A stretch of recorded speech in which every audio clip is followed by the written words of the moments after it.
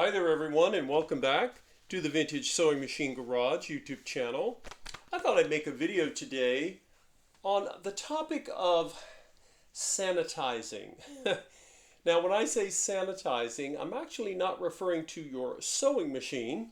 On earlier videos I have actually shown that this Singer 99 was covered in some really nasty film. It looked like it had mildew on it. But I'm not really talking about machines today so much as the Cary cases that they came in. Now, sewing machines came when you bought them back in the day, the heirloom era that I refer to often.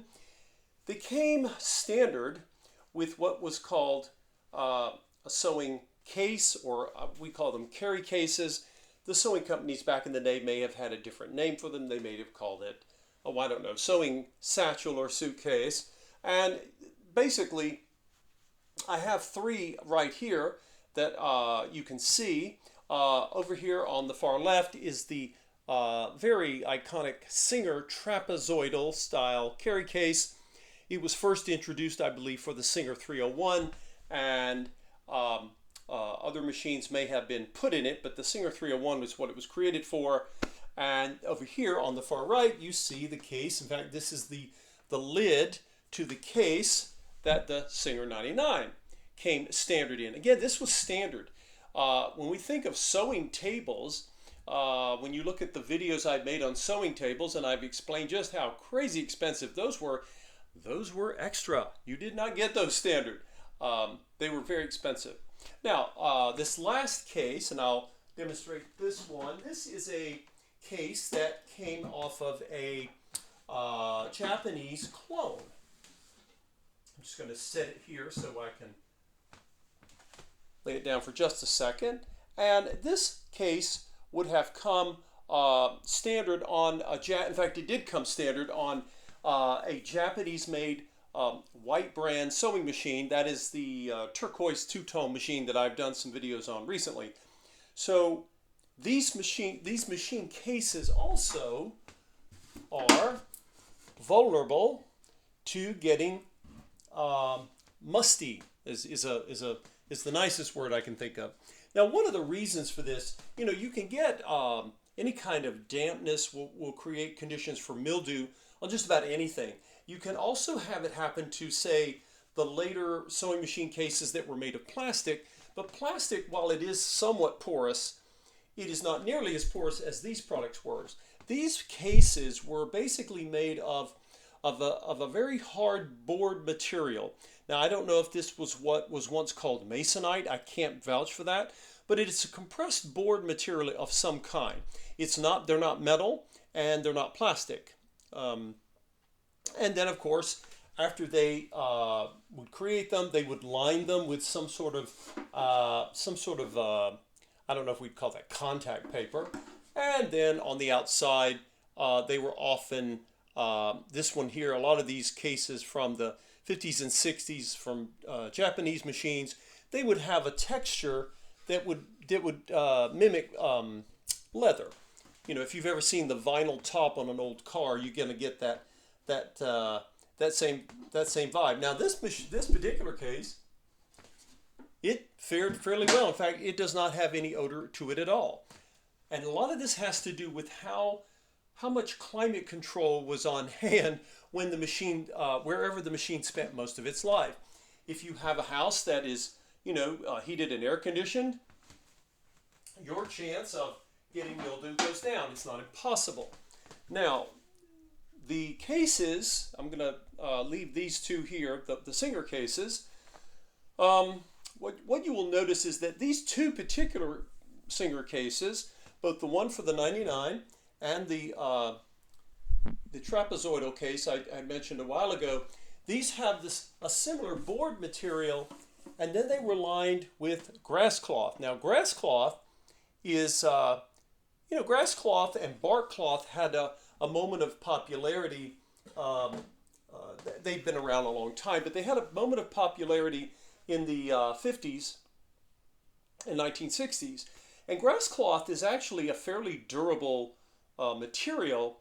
However, all of these cases I'm showing you, whether it's these two or the the one I showed you just briefly, the turquoise and white one, they were basically board materials, and then they were covered with these different layers of material, and that material was glued on. Now the glues they were using at the time were often, you may have ever heard the term isinglass, which actually refers to a glue that's made from fish. But a lot of the glues that were used were animal based, and I don't know if that made it worse or any different than modern glues, but when moisture gets to those old glues, what's interesting is, the materials don't really delaminate, but they can get mildewed and musty really quickly. Now, I have had examples of cases that I would open them and I smelled nothing. I mean, I don't know if someone had fumigated them, sanitized them, or they were just so beautifully kept. They never spent any time in a basement. If something is stored in an attic, you don't typically have issues with mold. You have issues with the intense dry and hot air in an attic, which causes other problems. But as you can see over here in the background, where you see the sewing table, sewing tables are also vulnerable to mustiness, mildew, depending on where they are stored. And that's true of any piece of furniture. If you've ever had that happen to any furniture, the sewing table is basically a piece of furniture. So yes, it can happen to tables, but the cases seem to be extra vulnerable. So what can we do? I'm going to actually show you one of the methods I use to try to sanitize a case. Now, there are different ways to do this, and I've always believed, just as I do with the sewing machines that I work on, less is more. Always start, you first do no harm, right? The old medical doctor's slogan. You don't want to damage it in the attempts to fix it. So we can do the same thing with the cases. And I thought I would focus on an area that is often doesn't get any air at all, and that's the space underneath the machine. Now I have a repair I'm going to be making to the case tray there. It's a repair I've shown on the channel before, and I may show it again. But I wanted to show you first the different things you think of when you're thinking about cleaning up mildew or mold. There are many different ways to treat that product depending on how bad it is, where it is, what kind of mold it is, and the way you treat mildew, for example, in various areas of your home.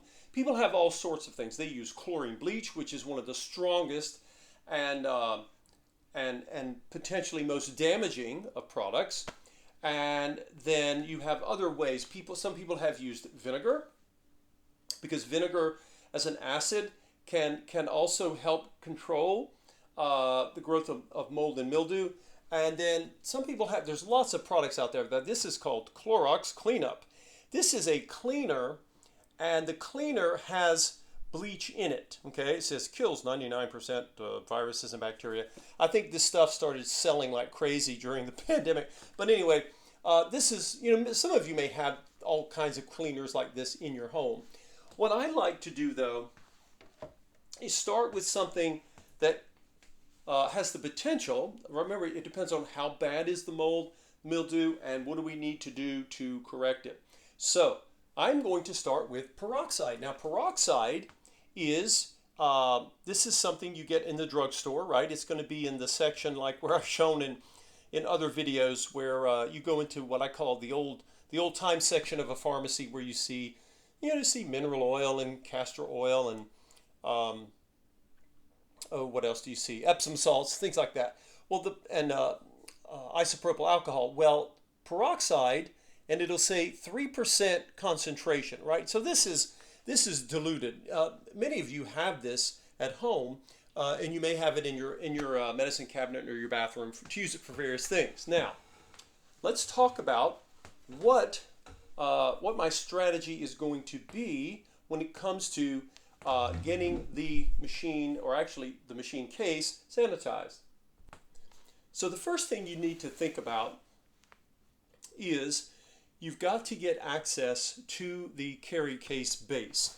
And that is an area where you may get some of the mustiness that we're talking about in the Cary case lid, and I propped it up right here. You can see this is the lid to the Singer 99 case, and it can sometimes get rather smelly, but the area that gets almost never gets any air movement, of course, is the base. So for the moment, I want to focus on the base, and then we can certainly talk about the top lid there. So the first thing you want to do, you have to decide. You have two routes to go. You can remove the machine from its carry case, right? So if I wanted to do that, I would tilt my machine back, and if you have someone in your or at home, have them hold the machine, because if they don't, you're going to need to prop your machine up really well. Remember, these things are heavy, and if I don't prop it with something, it's going to want to go rolling. And then, of course, you can loosen the set screws in your machine. You'll have them down below. In fact, I'm going to let that tilt just a bit. I have rolled towels. I have a rolled towel and a rolled blanket behind there. That's what has stopped the machine from rolling any further. So before we go further, I'm going to come down and we'll take a look, and I'll show you. When I say the screws, let me actually point them out to you so that'll make sense. Okay. I'm going to get a nice up-close look at the screws. All right, so they're going to be two. And as I've explained in many videos, you never, ever, ever want to remove the hinges from a carry case or a sewing table. It is not necessary, and it can weaken the mounting of those hinges. Sometimes you have to, but it's really, you want to avoid that if at all possible. So let's take a look and see where those screws are. What you want to do is look at your machine. This is a Singer 99. Many machines will be similar. The frame underneath the machine will be here, and then there will be like an overhang lip. That's where the bed of your machine ends. Come over and look where your hinge pin is. Let's get a better angle for you guys. Okay. Now, here's your hinge, right? The pin is going into a hole in the side of the machine bed, and right there is one of your bolts, okay? These are Singer, we've called these barrel screws because they look like little barrels. And then over here on the other hinge pin, which is, I'm going to have to turn this a bit because it's a little difficult to see from this angle, you will see, you may see, right here, I'm going to tilt this back for you all. Right here, okay? That is the other one. It's right there. And you can see if that zooming is going to help. There we go. That might help a little bit. It's covered in old grease. It's hard to see, but it's right there, okay? And when you loosen those they're called barrel screws, barrel bolts. When you loosen these, you can release your machine from the tray. So you release it from the base, and then your base is free to then do some of what we're going to do with it. Now here today, I'm actually going to leave my machine attached, and because I've done this enough that I'm happy or okay with doing that. Now I want to prop up. I want to get a little bit more underneath my machine. I'm going to take my blanket. You have to kind of finagle them a bit there. You can see I've gotten it a little more level here. I could probably use another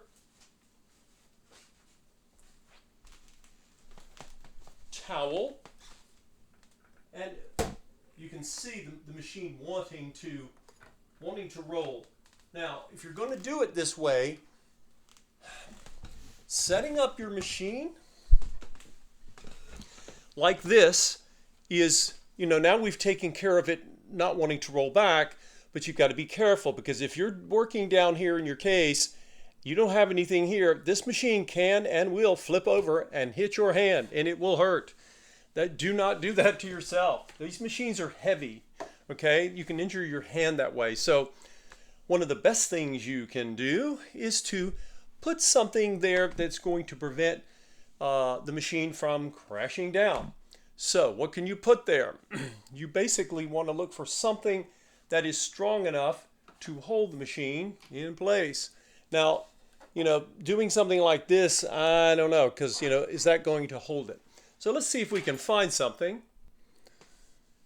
Now in my case, I have taken a hammer and I have wedged it here, and if I pull on this, it's not moving, okay?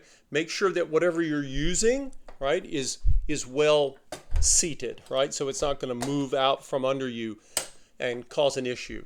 So that means I have basically propped the machine where it won't hurt me. But again, whatever you use, make sure you check it, because just because you put something there, well, it doesn't have to stay there. It may fall. So whatever you do to brace this, make sure that you have checked it, test it, make sure it's not going to wiggle or get out of the way, because you want to protect your hands.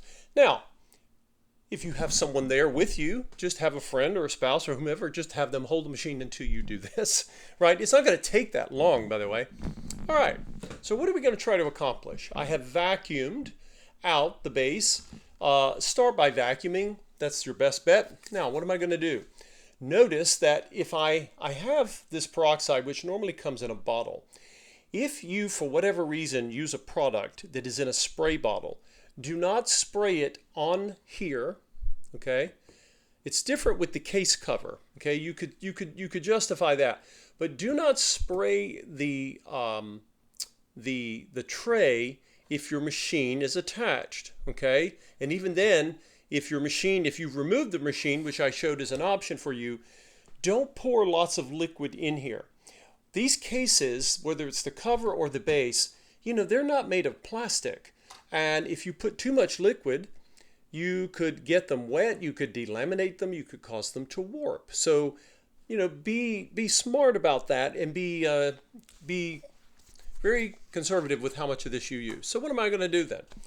Oh, by the way, the other thing is some of the products you might use. If any of you decide you're not going to use the peroxide, you decide you're going to use some sort of bleach product, I highly recommend removing your machine out of the case, okay? And I say this because chlorine bleach is extremely corrosive, and even if you dilute the bleach, which you should be doing anyway, I would never use straight bleach on any of these materials. But let's say you dilute the bleach and you're going to use it. Well, as the bleach evaporates, the chlorine, it will oxidize. Any of you who have swimming pools know that a lot of metals don't survive. You can have a barbecue grill out by a pool and the chlorine will just kill it, turns it to rust powder. So you don't want to do that to your machine. You definitely don't want to cause rust on your sewing machine because you're trying to clean the case. That would be silly. Counterproductive. Okay, so what have I got here? I have a rag. You can use a sponge, but I have this is a rag that I have used for test stitching. You all have seen me. I use remnants for this, and I'm just going to cut. I don't even need the whole thing here. I'm just going to cut a part of it off. But whatever you have, my experience says paper towels don't survive. Even shop towels don't hold up very well. Okay, and then what am I going to do? Whether you have a spray bottle or a pour bottle like I do, I suggest put the liquid, whatever you're using, put it onto the sponge or the rag, whatever you're using, okay? Do that and get that wet, and then you can come here and start wiping. Now, as I wipe, what is my goal? Because the tray itself is somewhat porous, I don't know that I'm going to necessarily be successful at getting all the stains. In fact, my goal here is not so much cleaning stains off as it is I want to get all of the surfaces, wet with the peroxide. Okay, so that's all I'm doing. I'm basically wiping it. Okay, and I'm not being stingy with the peroxide, but I don't want to see any pools here. Okay, you basically want to get the inside wet. Okay, and you want to get all of the areas. Do not put the peroxide on the machine. It's not needed. And peroxide is not as corrosive as chlorine, at least not peroxide at 3%, but there's no point in doing that to your machine. Okay? So I'm going to come, now this area over here on the right, you will often see where it is, it kind of is covered over here on this panel. You want to get under there, okay? Make sure you don't miss any of that, because if you do, sure enough, some of that mildew will hide. And I'm going to come under here, and I'm going to come under the underside of this little shelf, okay?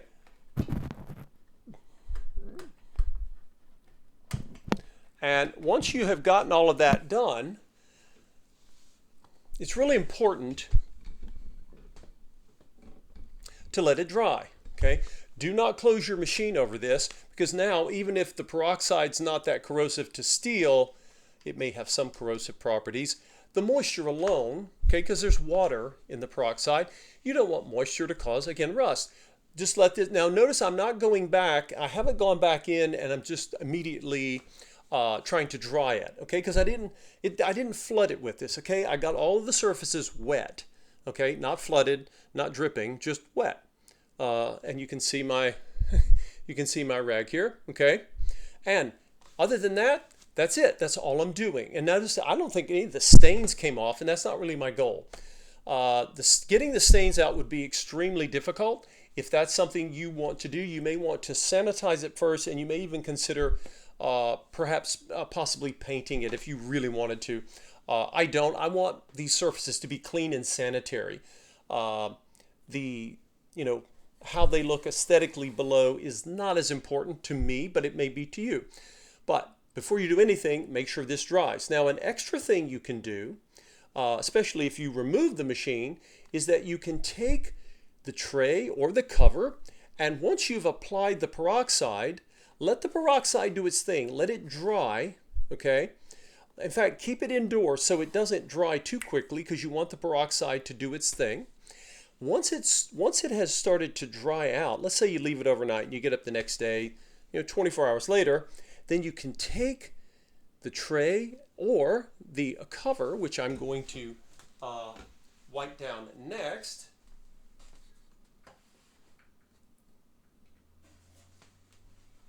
Can any of you guess what another great way to sanitize something is?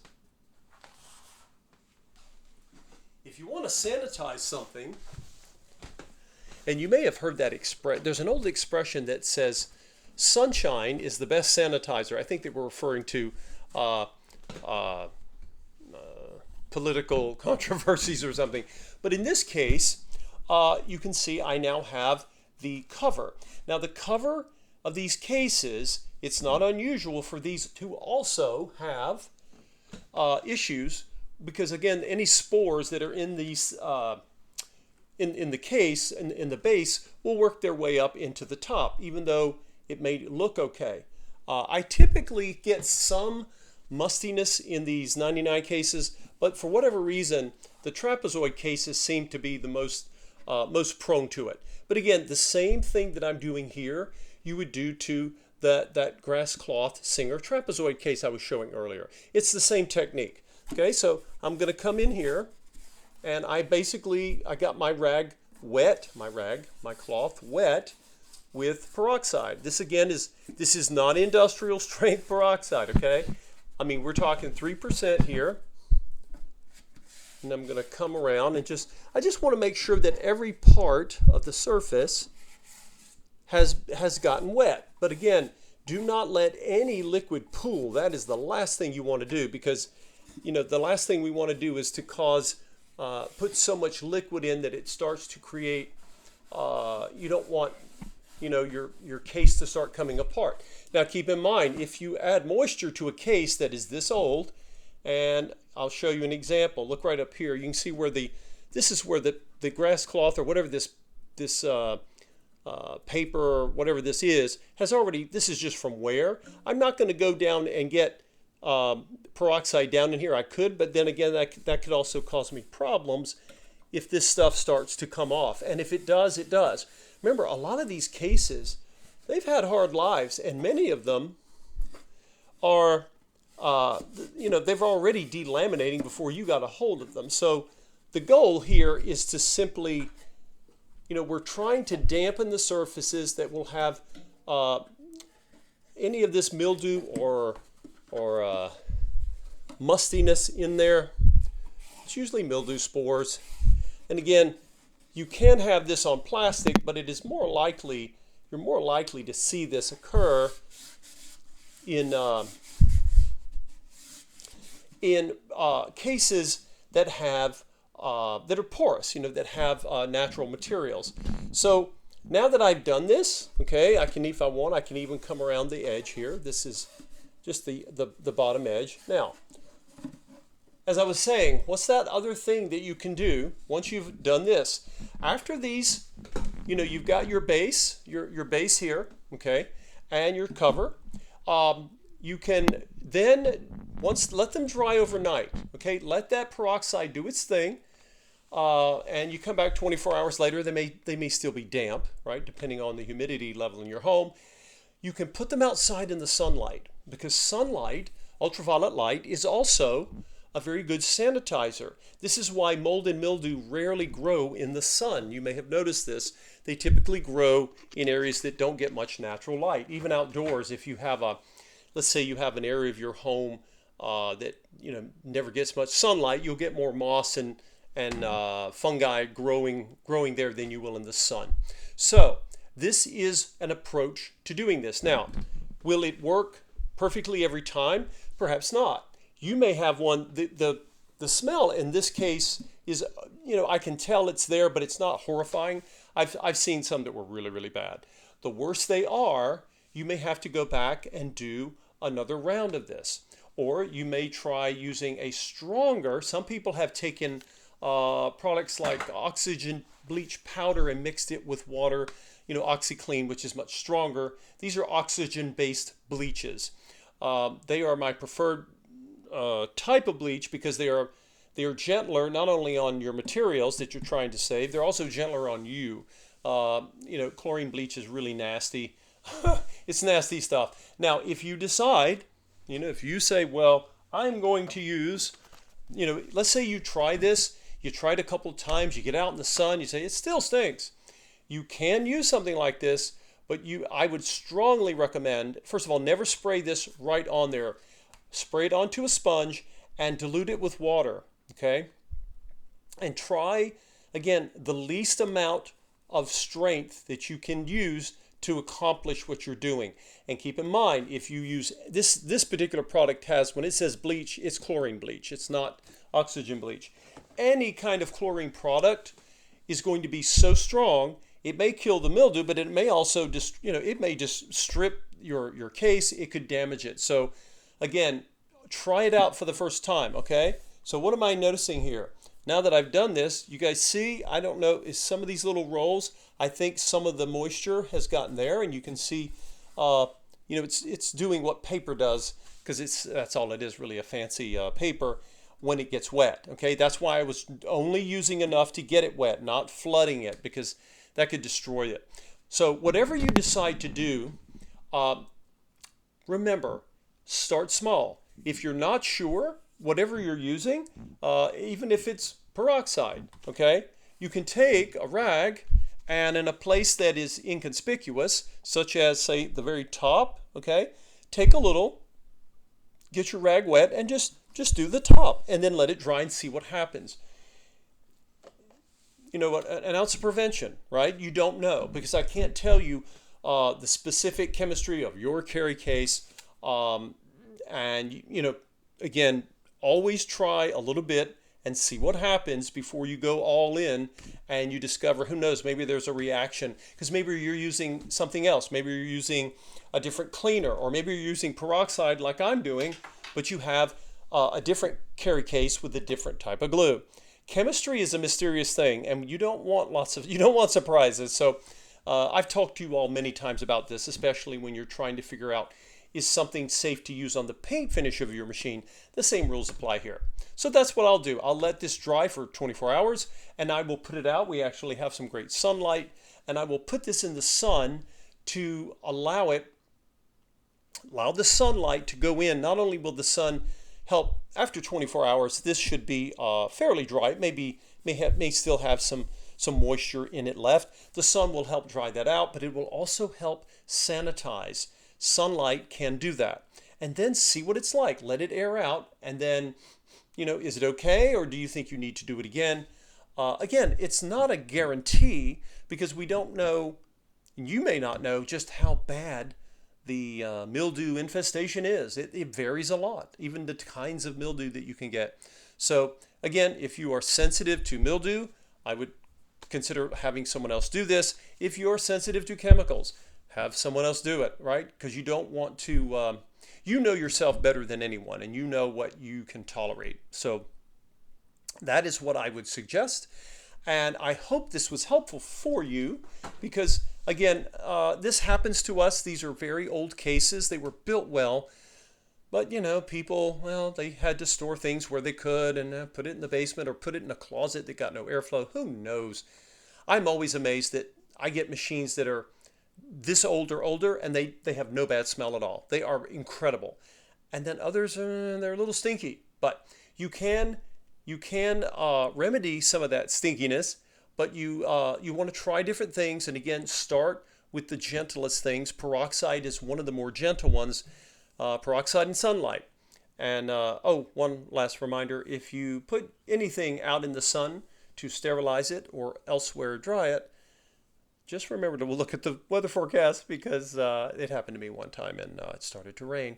Just saying. Anyway, thank you all for watching me talk about sanitizing a vintage sewing machine case. If you're watching this video, you obviously either are interested in this topic or you care about vintage sewing machines. And if you have not subscribed, please subscribe to the channel. We can definitely use more subscribers. And if this video or any of the videos have helped you in any way, please consider donating to the channel. It's easy. You can just click on the little link there at Buy Me a Coffee. And you can buy the Vintage Sewing Machine Garage as many or as few coffees as you would like. But whatever you do, it helps support my efforts. It helps fund the acquisition of more machines as I go out and try to save more machines. And not just save machines, but it gives us more machines to look at, more things I can share on the channel that will hopefully help you in your own mission to save other machines out there. Thank you all, and we'll see you next time.